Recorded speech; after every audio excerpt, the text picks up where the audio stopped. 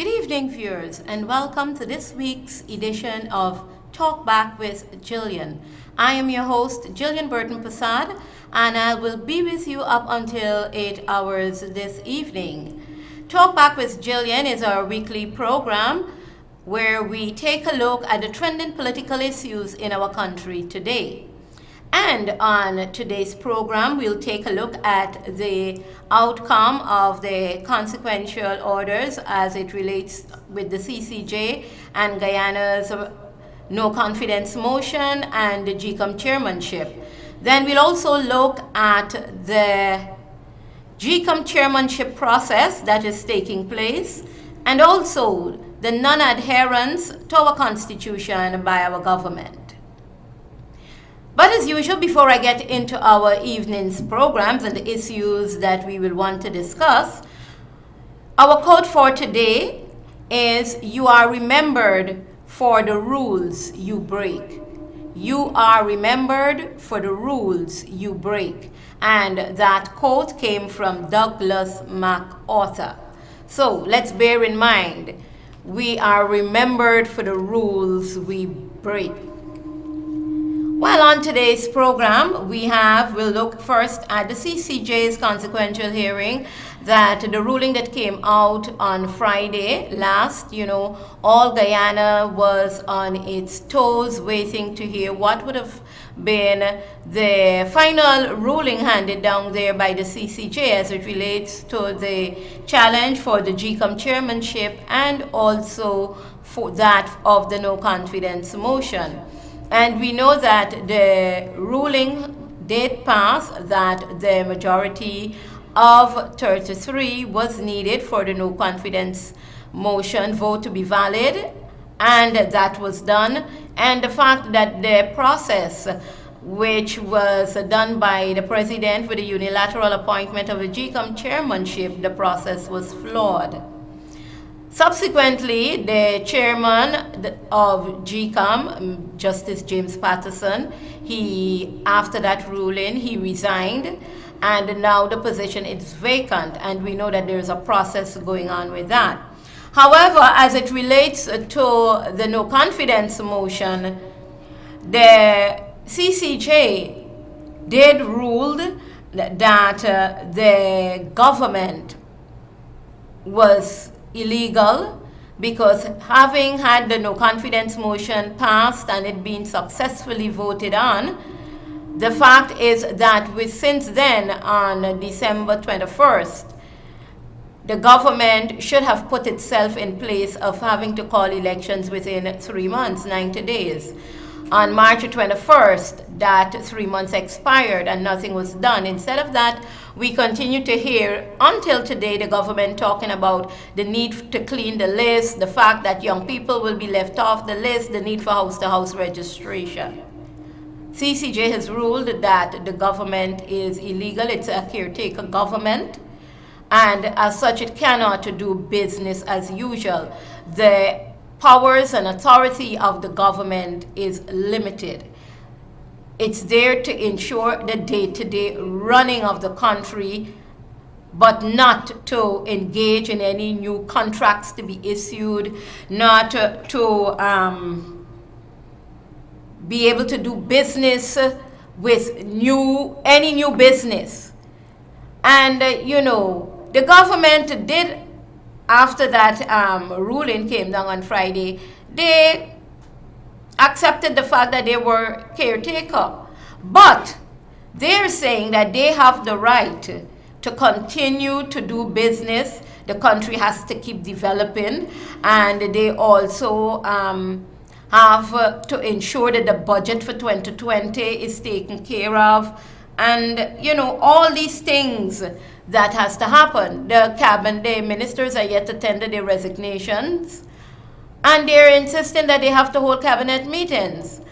Now, what part of that ruling does the government not understand? And it was quite clear. It wasn't any lengthy ruling. It was quite short and concise and clear. And the fact is that the government needs to understand that it cannot be business as usual. The government has to stop being pig-headed.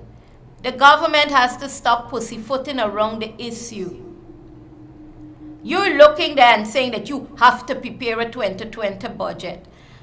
And we all know that the budget is something that they don't really do quite early. The fact of the matter is that there is a no confidence motion that has been passed that you should have already adhered to what the Constitution states. You did not. It went to court. It went to the highest court in our region, the Caribbean Court of Justice, who has ruled based on the evidence and based on the submissions put forward that the no confidence motion is validly passed and that you are not in the usual governmental mode that you was in. And so there is time for us to have the elections. It's approximately, we're going into 6 months now. Not going in, but we're past 6 months, going into 7 months now, and nothing has been done. And the question we keep asking, why isn't GECOM always in preparedness mode for eventualities of this? The Constitution makes provision for no confidence motions to be passed. So why isn't GECOM in a state of readiness? Why we're having all these different parameters coming out, all these different issues coming out. And it's making the Guyanese populace feel as if they're stupid. They don't understand what is going on, and so they're getting all these different bits and tidbits of issues going on. And it's bad. It doesn't look good locally, it doesn't look good internationally, because the world is watching. And there are millions, billions of people who will be watching and wondering what is going on in a small country like Guyana. We're hearing all the excuses. And the government, who should be adhering to the Constitution, is not doing so. And, you know, it's so sad that our country is in this state right now. We have the GECOM chairmanship position that has to be filled. And there are clear guidelines on how that should be done. We're seeing, once again, the back and forth, baiting for time by the government. The leader of the opposition wrote to the president seeking an engagement with him for them to start the process forward. The leader of the opposition had 11 names from the last 18 names on the list that he had, and names were submitted. The president said he wanted to submit a list of names which is not in keeping with what the process should be. But the leader of the opposition said, well, you can bring your list, I can look at it and see what's there. But it is my list that I have to present. That is my duty as the leader of the opposition. That is not the duty and the task and responsibility of the president. The process started. A task force, if we want to call it that, was put in place. And we had from the government side, we have the Director General of the Ministry of Presidency, Joe Harmon. We have Valda Lawrence, and we have Kemraj Ramjatan from the government side. From the opposition side, we have Gail Teixeira, Anil Nandalal, and Bishop Edgell. And the teams met, and there seems to be a bit of controversy starting to play out. The opposition did write to the government seeking clarity on if they were mandated by the president to select the names, or if they're just going to go through the process and then he will make the selection. They were there for shortlisting. However, on July the 4th, after the meeting, the first meeting with the leader of the opposition and the president did make a statement. And after the CCJ ruling on Friday, the president issued another statement on the matter. And we'll now go to those two clips so you can hear what it is that the president say, and let us see the contradiction in those two statements. So we'll go to the two clips of the statements made by the president on the process for the GECOM chairmanship. The first one was on July the 4th, and the second was on July the 12th. Quite clear. So the leader of the opposition is free to submit the names which have already been submitted in the 3 previous iterations. And he has agreed to confirm that those persons are still willing to be to have their names forwarded. So the names that have been submitted before are not eliminated. And as the Director General pointed out, Guyanese, I met the leader of the opposition on the 4th of July in good faith. We discussed the process by which the nomination of persons would be submitted to me for the post of GECOM chairman. Representatives of both the government and the opposition have met 3 times this week. However, that good faith has not been reciprocated by the leader of the opposition.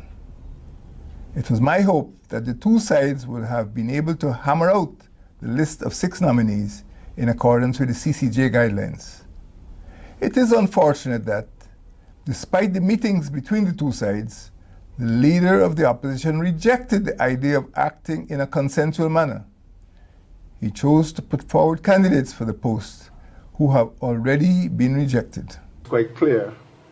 So the leader of the opposition is free to submit the names which have already been submitted in the 3 previous iterations. And he has agreed to confirm that those persons are still willing to be to have their names forwarded.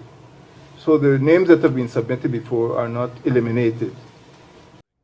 Well, that was the president there with 2 statements. The first one saying that they had agreed that the leader of the opposition will submit names from the 18 previous names, the 18 names previously submitted, and that would have been acceptable. So the leader of the opposition went ahead, concurred with persons who were still open to being nominees and for their names to be submitted for consideration for the chairmanship of GECOM. And that seemed all well with the president based on his statement. However, on July the 12th, the very president came back with a different comment this time around. All the talk about good faith and it going to be able to do it in good faith and everything. The blame is now being cast on the leader of the opposition that he's not acting in good faith. So what has gone wrong there? After one of the statements also made by the president was the fact that by tomorrow, Monday, he could name a chairman for GECOM. And we've seen correspondence that was forwarded to the Ministry of the Presidency, to the president, by the leader of the opposition, indicating that he was ready and willing and raring for the 2 of them to meet on a one-on-one basis and get it over with. We've been told that since that correspondence was sent, there was no response. Everything has gone silent. We're saying that this is not an individual business, it's the country's business. We do not want our country to go into a state of crisis. We do not want our country to lapse in a state of confusion. We don't want sanctions to have to come on our country. It's a simple process. You lost a no confidence motion. We went to the courts. The courts have ruled. Now we need to get forward with the process. But what we're seeing here, as I say, it's a continuous back and forth by the government, chaired by none other than the head of state of this country. And that is sad. One would expect that the government, and more so, the president of the country, would adhere to the Constitution, is guided by the Constitution. The Constitution is the law book of Guyana. And what the opposition is asking for is what is in the book, the law book of Guyana. That is, it's there. There is no way that, we can run from it. And, it's sad when we have to reach to this state where we're going to have contradictory statements coming out. And, I'm seeing all of the, the pundits of politics, those, they're those persons who know everything about politics. I'm reading the comments on social media, and sometimes you wonder what is really going on. It seems that there is an outbreak of selective amnesia going on in our country among our leaders, and it is not nice. Among, political correspondents, commentators, political commentators, those who like to pronounce on politics, and they know it all. There seems to be a lot of selective amnesia going on. And it brings us to the point where we have to look at what is taking place and the fact that it is outside of the rule of law. It goes against the rule of law. The non-adherence to our Constitution. And the fact that persons who are the custodians of that Constitution happens to be the ones who are first and foremost guilty of violation of our Constitution. And I just want to let our young persons out there who are listening to this program, to get them a bit of history, that the current Constitution came into being.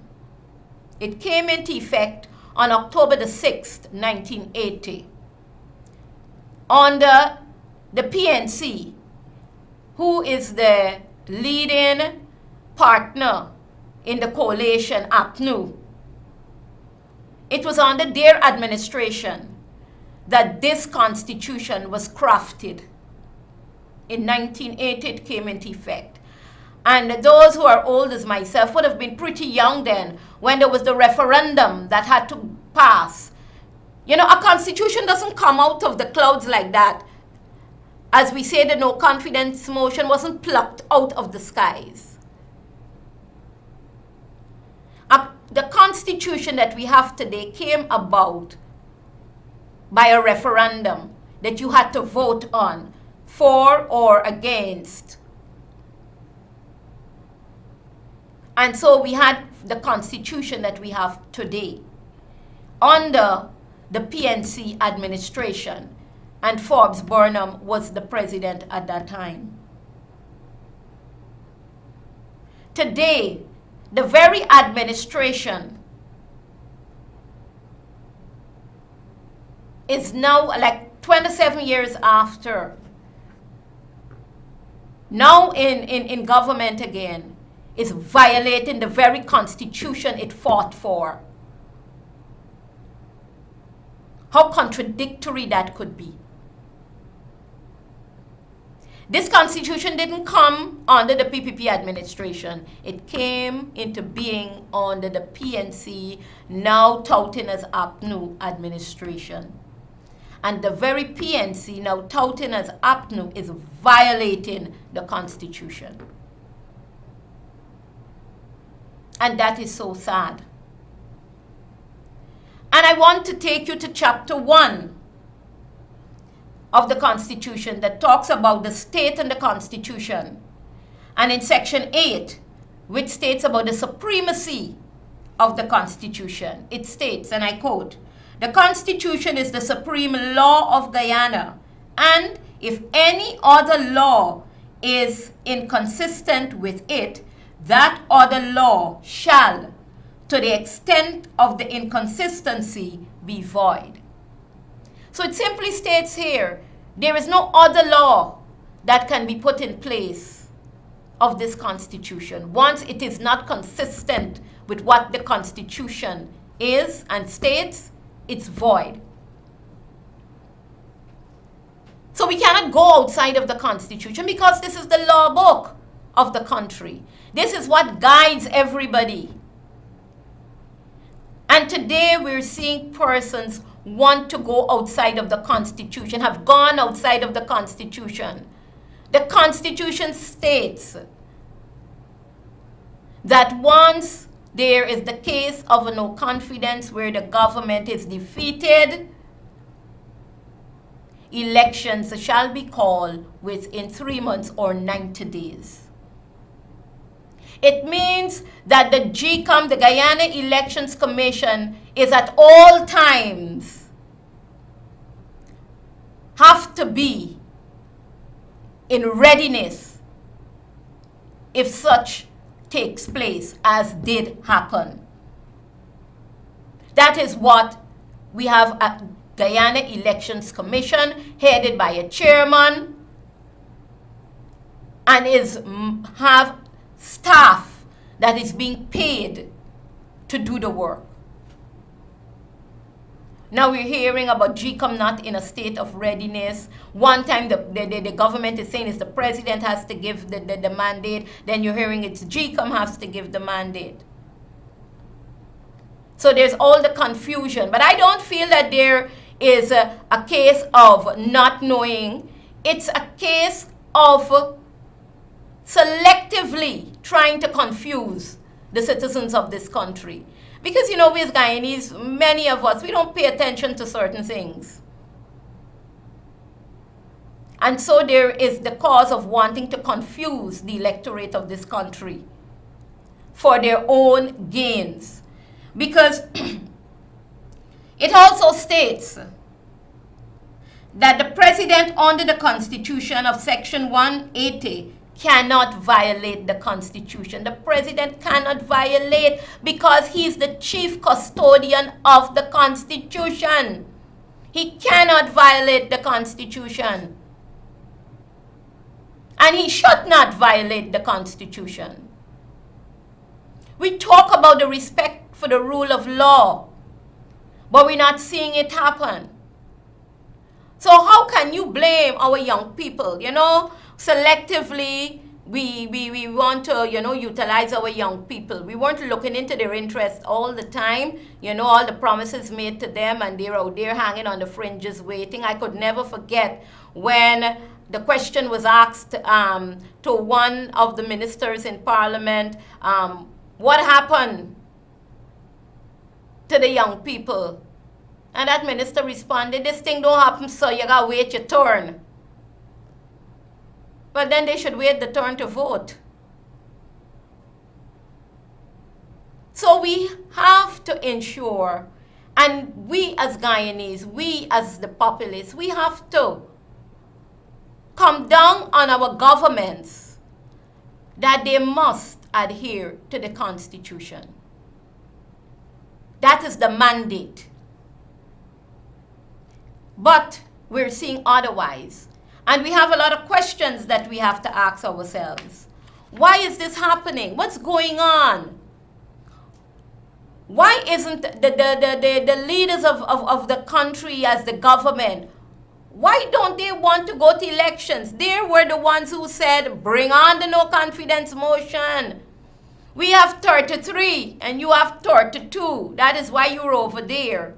But when the no confidence motion was voted on, and the 32 became 33, and their 33 became 32, there was a new math that came into being.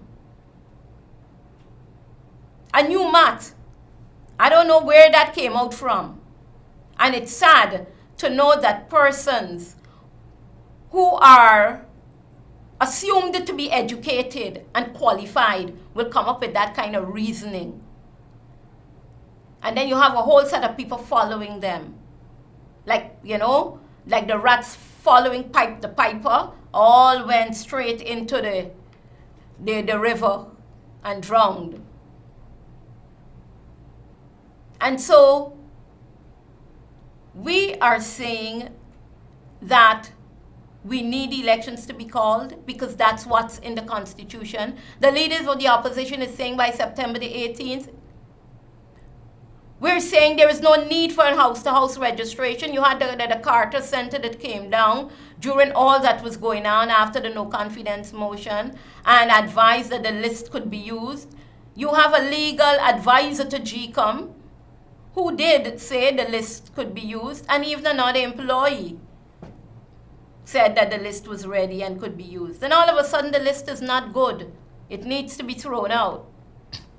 And for us to have a new list, a new house-to-house registration. And then we're hearing at the level of the CCJ that one of the submissions made by one of the lawyers from the government side is that the list could be ready by the 25th of December. So that's the Christmas list, Santa list coming out.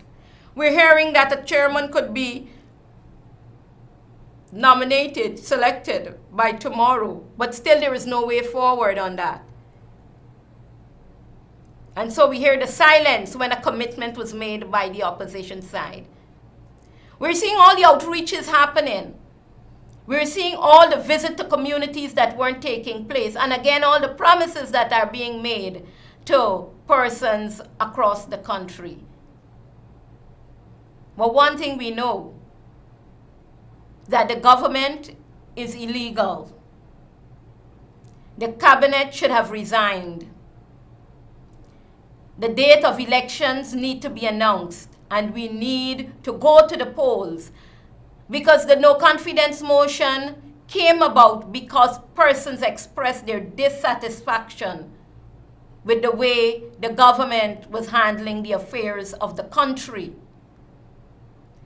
They didn't only express it verbally, but by way of their votes at the last local government elections on November 12, 2018, when many of the supporters of the government stayed away, hence granting the opposition a sweeping victory at the polls at local government. If that is not enough of a symbol, a signal to this government that persons are dissatisfied, then what more do you need? We're hearing all the talk about the opposition wanting to get their hands on oil money. But this oil money is not something that is going to materialize to do all the glory this government is trying to, cajole persons into believing. It's not going to happen like that. And even when you have the oil money, you have to have good management, something that we're not seeing in this government. Good management. We're not seeing development taking place. All the projects that are taking place are projects that were on the drawing board, that were already crafted under the PPP administration. It's a photocopy of projects. We haven't seen anything new that the government has brought to light. The only thing they have brought to light is more burden on the people of this country. And so the people would have spoken. But, it's a funny thing how people will want to hold on to power. If you're doing a good job, you don't have to be afraid. Bring on the elections. Your supporters will vote for you. People who want development and they see it happening, they will vote for you. So there's no need for all the tap dancing and the sand dancing that is taking place. People are getting more and more frustrated and disgusted because the situation is not getting better, it's getting worse. So we need, if we're talking of progress, let us see progress happening. Let us see elections date announced early in keeping because you've already over-expire your time. So bring on the elections. Let's go to the polls and let the people speak. in a free and fair electoral mode. Free and fair. Persons mustn't be threatened and all the gymnastics taking place, you know, free and fair. Bring it on. I'll now open the phone lines on 233-2459 to take calls here on Talk Back with Gillian. Good evening and welcome to Talk Back with Gillian. Hi, good night, Ms. Gillian. Good night. I would like to say that the government had promised to give young people jobs, and I'm one of those young people. And there's no job that I could get right now. Well, if you have an economy that is going down, you know, businesses are wrapping up, there won't be any jobs. That is why we need elections, so, you know, we can take the country forward. Correct, and this illegal president is not just calling the election, which we badly needed right now, because there's no progress into Guyana anymore. Guyana is going backward all the time. I agree with you. Okay, thank you for your comments and thanks for coming through. Okay. Good night. Good evening and welcome to Talk Back with Gillian. That caller was near to the television. We're asking persons when you're making calls that you turn down your television sets because we're going to get a terrible feedback. Good evening and welcome to Talk Back with Gillian. Hi, Gillian. Good evening to you. How are you? I'm great. Okay, I have been looking at your program from the commencement of it. There are something I'd like to ask some questions I'd like to ask you, and I'll be brief. And when I'm through with my questions, then I say, thank you so much for asking me to not my questions are true. My concern is this, Gillian, is that today, you know, there is so much that is going on in our country, and there is much talk about our constitution and adherence to the constitution, and of course, yes, the highest law, blah, blah, blah, blah, blah. But, you know, there was a time when President Jagdeo was the president, and he was fighting desperately for a third term, and that was in violation of our constitution. The other thing, Gillian, local government election wasn't being held by Jagdeo under the administration. That, of course, is also a violation of the Constitution. You know. Thirdly, Gillian, free education is constitutional. Free education starts under the PPP administration, which goes on up now. That is also a violation of our Constitution. These are the questions I'd like to ask now. You're saying free education is a violation of the Constitution, because free education is constitutional.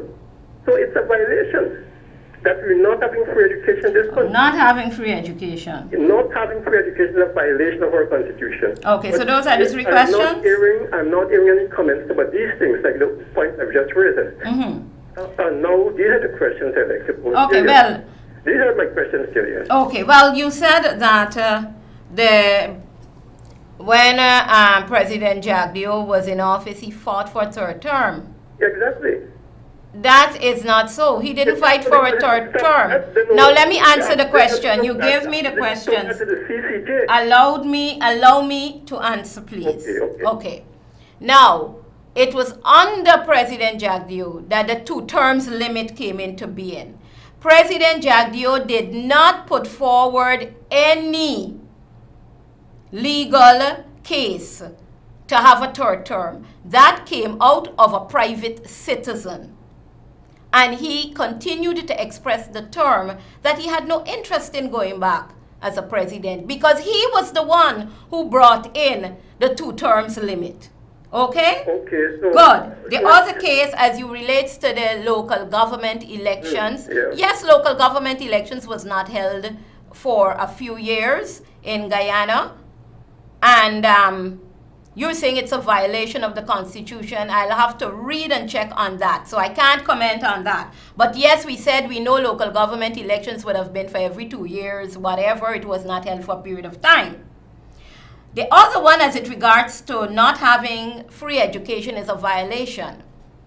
I don't see it as a violation of the Constitution. Yes, we have free education, but there are always persons who will not want to use the government system. And by right, according to the ILO laws on human rights, persons must be given a right to choose. And so, hence came back into being the payment for persons who wanted to send their children to private schools. You weren't mandated to send your children to private schools. You have the government system that is open for you to use, but perchance if you want to have a private education, that could happen. What about university, my dear? What about the university? Mm-hmm. Well, the university system came in because the university system of payment would have came in, I think, to offset certain costs or whatever it be. I am not going to, listen, I am not going to play an authority on certain things. Okay, Jim, but you see the point I'm making here. I'm pointing out where our constitution were being violated. That is why I'm saying, and I consistently say on the program, if something was wrong back then, or something was done wrong back then, you're saying that there are areas or they are times when the Constitution was violated under the PPP. Yes. It does not mean that the next government coming into being should violate the Constitution. Two wrongs don't make a right. I agree. We must be able to move forward and lead by example. Yes, Gillian, I agree. But you see, the other important point is, when our Constitution was being violated, I mean, we didn't have these open talks and so forth. And yes, you did. I am saying that you would have had it. Okay, what I would like to touch on briefly, for example, why I would say that people could have protest as they like and have open talks, because during the period when people were in office, as now you protest in the street ever so often, even the former chief of staff were being pillaged. You are saying to me, okay. Even attorneys at law, like James Bond and others, they were being pillaged. And mind you, don't interrupt me, please. And when the electricity subsidy was taken away from the landowners and the protesters, several of them were being shot and killed. Where were people like you when these things were happening? I was right on the picketing line, sir. If you very much remember, that is what I say to people. What I say then stands and what I say now stands. Okay. So when you were saying that you couldn't protest, everybody know that Gillian Burton was one of the chief protesters out there. When anything went wrong under the PPP administration, I was there protesting because I'm an open-minded individual. Okay, and I respect that, but one thing with this administration, they're not pillaging anybody. Well, we don't know, and we hope it doesn't happen. That's a very Okay?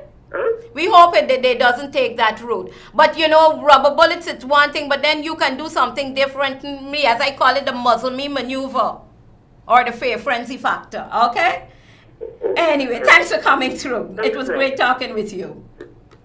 You know, that was one of the callers there. I am saying that, and I keep saying, you know, it's not picture perfect. But don't come and say that there were violations and now people are talking about violations and you didn't talk about it back then. Oppositions always come out and speak out when something is wrong. And when you're talking about people not protesting, I'm saying no, because I was on the protest line. Good evening and welcome to Talk Back with Gillian. Good night, Gillian. Good night. I'm calling for West Bank, but a place that they call by force. Right?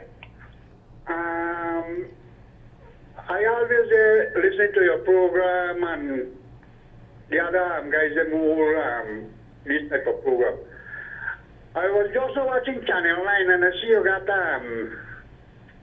Alexander and the other one talking a certain nonsense to the people. I got to get these people and put them in line. The talk is that they're misleading the public and only, I don't know what to call it, because I am one of the person who went through these things from since in the 60s totally, right? You might not know me, but I know you. I know nearly the whole of the PPP administration, and nobody know me personally. So I just want to know if from tomorrow, as Mr. Granger said, he can fix or get the chairman by Monday. Is there any other development over this weekend? Because I was made to understand that the opposition leader, Mr. Barajagdev, who said he is ready to reach with you anytime you night and day to get this thing over and done with. But it appears to me like these people, I don't know if English language has a different understanding for some people and the other. I just want to tell you, you continue doing your work and keep us abreast with what's going on, because there's a lot of things going on. And if you can, by any chance, at any time, visit Bible Force, I will be happy. Okay. This number that I call you with is my contact number. You can get me anytime on this number, right? Okay. If you see the condition of this road over here, traverse night and day, I got an old vehicle, and I'm going to tell you what I bought through, you know. I got to pay road service, I got to pay license, I got to pay insurance, I got to pay, and maintenance is killing. The road, there are some people, I want to draw your attention to this. There are some people who get the rails estate land for no other development, right? Mm-hmm. Those people are destroying this road to the fullest. They got some big tractor drive up and the whole day for them. Make big hole. That if this government do this road, I don't know what they're doing. Set them a plan rice, and you're not get a result from rice in this year. I can tell you this because I live here. So if I can make a visit and call me on this number anytime. Okay. All right. Thanks for coming through and thanks for your comments. Good evening and welcome to Talk Back with Gillian.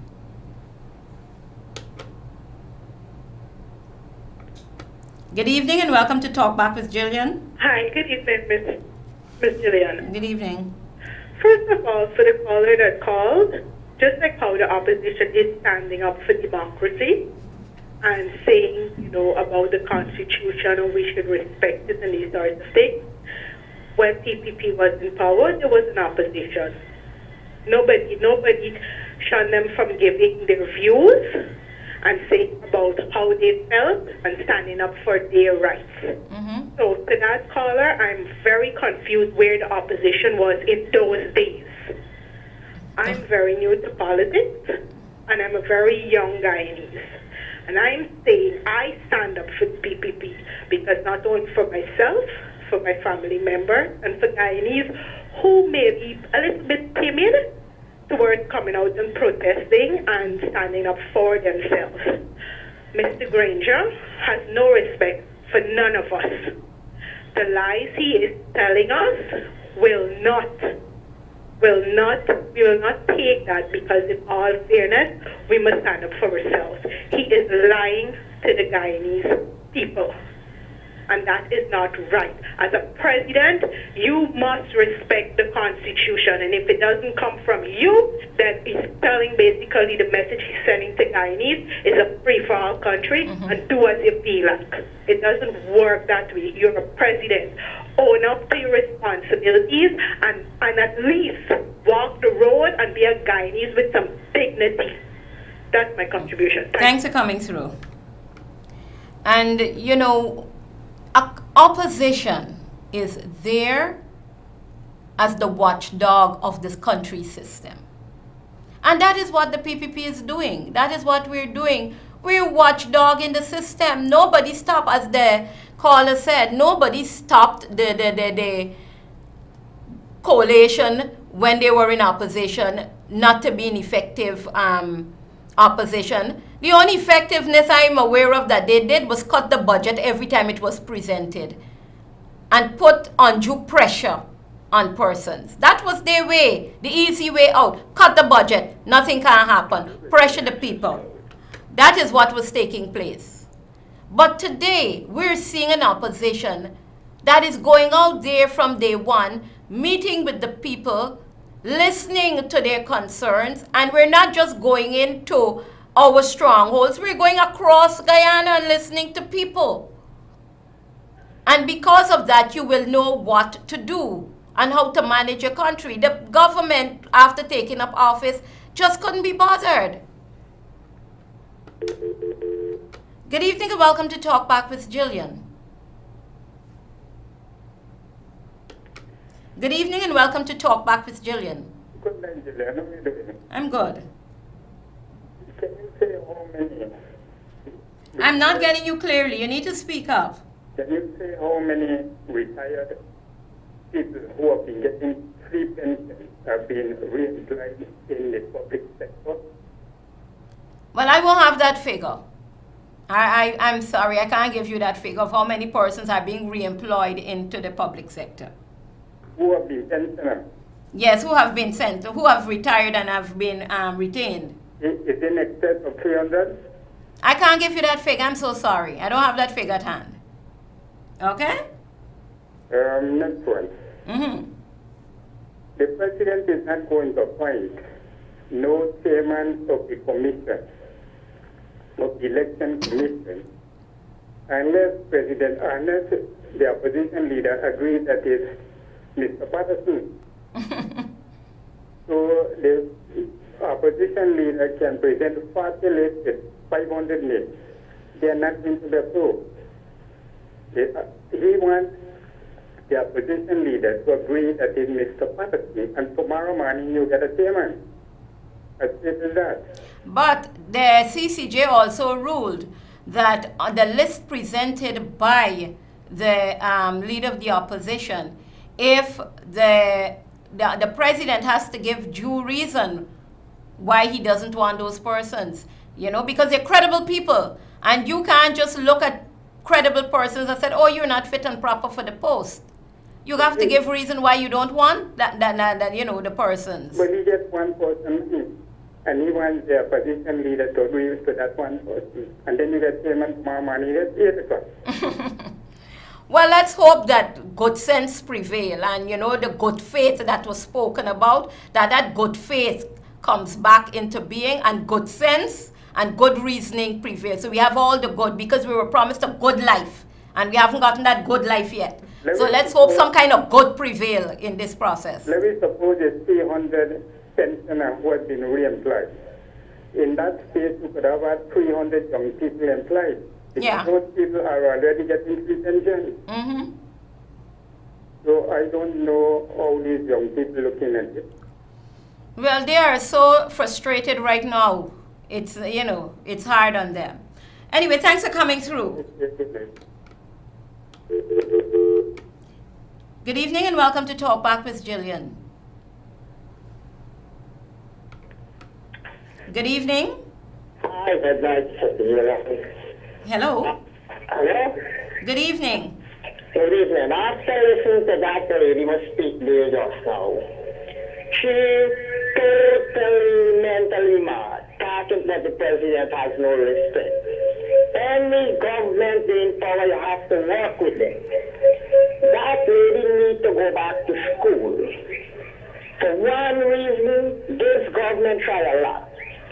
The vehicle, the bicycle, the boat, the engine for the hinterland children survives the school.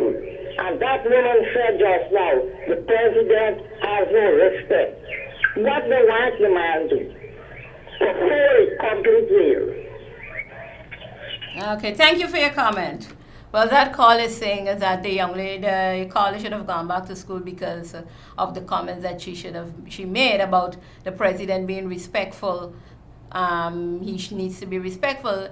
I think she wasn't talking about all these boats, bicycles, and buses that she's talking about. She's talking simply that the fact that we have a constitution and we're going against the constitution.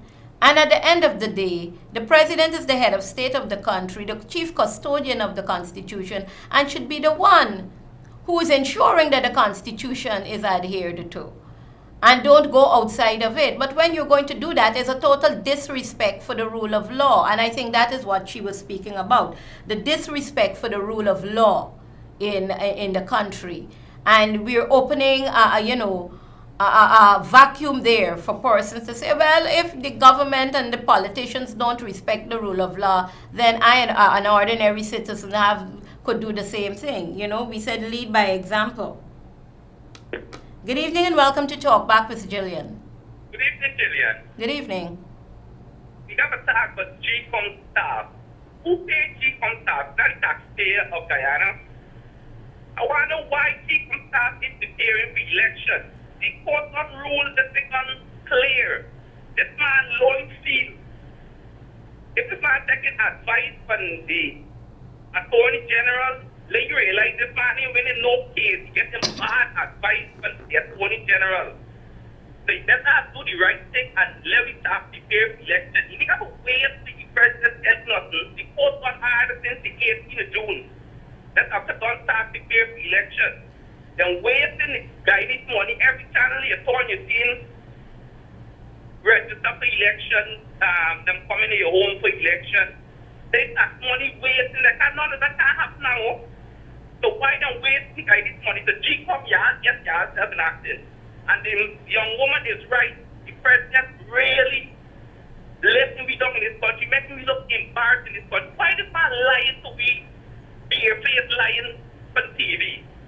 The two clip for y'all show Orly with the I forget the clip, with two Orly clip y'all show Orly. Every show y'all that y'all should show them. How this man lying to the guy in that people think he's some big Christian in this. Jesus, the whole of people think so. This man is a liar, man. Thank you very much. Okay, thanks for your comments. Well, you know, sometimes I say, you know, persons have selective amnesia. You know, you say one thing now and then you go against it in the other stead. But that should not be the case because we lead by example and we have to be, you know, as the world is watching us. And it's sad as Guyanese, you know, we have to be going through this. And, you know, our political leaders need to understand it's not they personally going through it. It's you, the Guyanese, the ordinary person who have to go out there and, you know, wherever you go across the world and people reading and they will ask you questions, what's going on? Because the world over, whenever they had this kind of situation, it was quickly remedied. You know, it's quickly remedied, but people are holding on to the power in this country as like if it's, you know, private property. This is my property. I have the right to run this country and rule it. Nobody else. I'm not going to give it up. I'm going to go down fighting, dying with it. The country belongs to each and every one of us. And we have a right to state. The Constitution states that as a citizen you have a right in the decision-making process of your country. And so as Guyanese, when we speak up and we speak out, that is our democratic right. And it's enshrined in the Constitution of our country. So we need to have a government who adheres to the Constitution, who adheres to the rule of law. We need to have a process, whenever the process is put in place, that it goes in conjunction with our policies and our Constitution. We need to have a GECOM chairman. We're paying staff to work, and we know that the list can be used. It's preparedness. It's always supposed to be in preparedness mode. If that hasn't happened, then persons need to answer questions. And we need to know why GECOM is not in a state of preparedness and readiness. We're seeing all kinds of information coming out and floating around on social media. Who got contracts with this? Why it can't happen because these things are not here as yet. These things are always supposed to be here. When a budget is presented, they ask for monies to deal with these agencies. So why isn't the monies utilized to have this agency that is always supposed to be in readiness mode? Why isn't it in that mode? Why are we going around a ring? Why isn't the process of selecting the chairman, which the list has to come from the leader of the opposition, is not being adhered to? And the president wants to usurp the powers of the leader of the opposition and submit a list of names of his persons. It was never that way. No other president ever asked to submit that list. But you know, they say strange things happen. And so we have a case where we have a president want to submit his names. He wasn't satisfied that he unilaterally appointed a chairman, which the CCJ deemed as flawed. He wants now to submit a list, and very much so that persons from his list would be placed under the opposition leaders list that he's presenting, and so he could pick one of its people. You can't have your cake and eat it. It can't be. You got to play by the rules because you expect the private citizens of this country to play by the rules. So let us start respecting the rule of law. Let us start adhering to our Constitution. Let us start working with what the Constitution says. Let's get it over with. We're holding the country at ransom. We're holding people in suspense. And it is not right. Persons need to be able to get about their daily lives. Stop coming up with all the excuses that who's waiting for oil money and who wants to get their hands on oil money. And whilst you're casting the blame on one way, you have a lot of irregularities going on in your house. So clean your house out first and then come, to blame other people. I'm coming up to program time here on Talk Back with Gillian. And I'll leave you with the excerpt for today. It comes from Dr. Chedi Jagan in 1964 on freedom and democracy. And it says, some want power for money and swanky living. Others for personal glory. I want power for the people, for the masses, so that they can make executive laws in their interest, and for the creation of a society based on plenty and real freedom. This is where I leave you for this evening. It was great being with you. Thanks for having me in your homes. You can revisit this program on my Facebook page. You just put in Talk Back with Gillian and you can replay the program. Happy to be with you. Have a blessed night and a great week, and I'll see you next week Sunday once again.